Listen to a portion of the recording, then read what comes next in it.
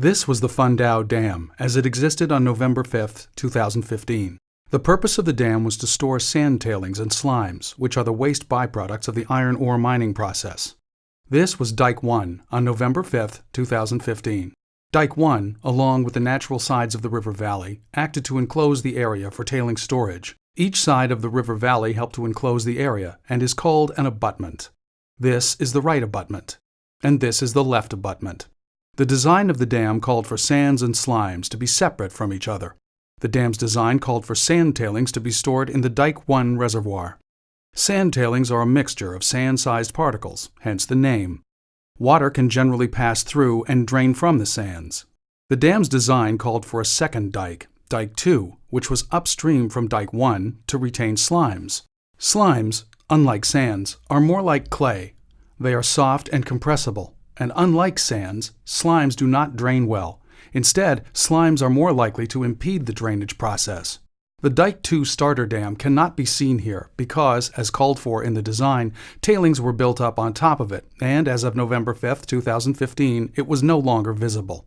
This area is part of the dam's crest, or top, that was set back from its intended alignment along the left abutment. This setback was initiated in order to avoid putting weight on a drain, called the secondary gallery, which was located directly below this area. It is on this setback portion of the dam that the failure began. This is the Dike 1 plateau. As raising of the dam continued with the setback in place, a plateau was created above the secondary gallery near the left abutment. This cross-section shows some of the principles of the original design for the Fundao Dam. In this cross-section, you can see Dikes 1 and 2 and how the original concept called for sands to be placed behind Dike 1 and slimes behind Dike 2 in order to keep them separate. The Fundao Dam was an upstream dam. This means that it would be raised by constructing berms or sand steps on top of each other. The berms would be built using compacted sand tailings. As the berms rise, the sands would overtake Dike 2 and serve to keep the slimes from coming too close to the face of Dike 1. The design called for the sand tailings to be maintained as a dry stack, meaning water would flow freely through it and be drained at its base, leaving the stack in an unsaturated state. The design was later changed to allow for saturation in this area of the dam. This is how the setback portion of the crest looked on November 5, 2015. You can see the berms and the plateau that was created as a result of moving the crest farther upstream than the rest of the embankment in this area. This setback area is where the failure first initiated. This cross-section of the dam at the left abutment will show us the conditions inside that area of the dam the day that preceded its failure. Over time, slimes had encroached through an overflow channel from the Dike 2 reservoir into the Dike 1 reservoir.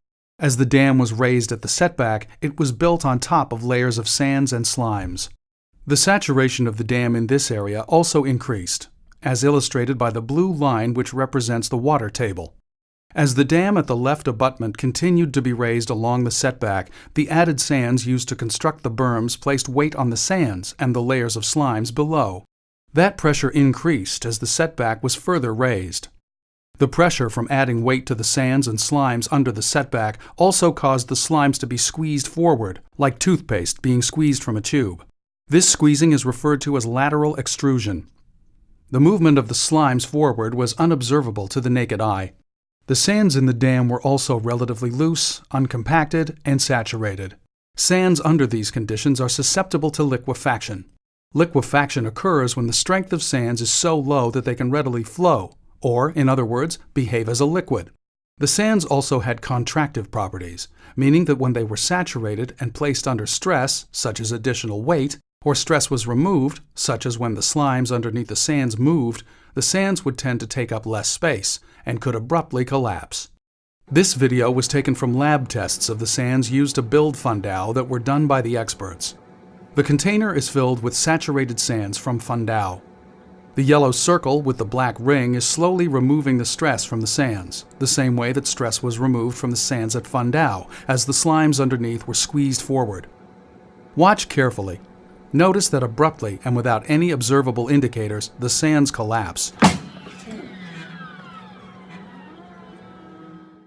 All of these conditions, that is, the presence of soft slimes underneath the setback alignment and the loose, uncompacted, and saturated sands, initiated a mechanism of extrusion of the slimes and a pulling apart of the sands as the embankment height increased. As the slimes were being squeezed forward, the sands above moved with them, trying to mimic their movement. But the sands, unlike the slimes, are not cohesive.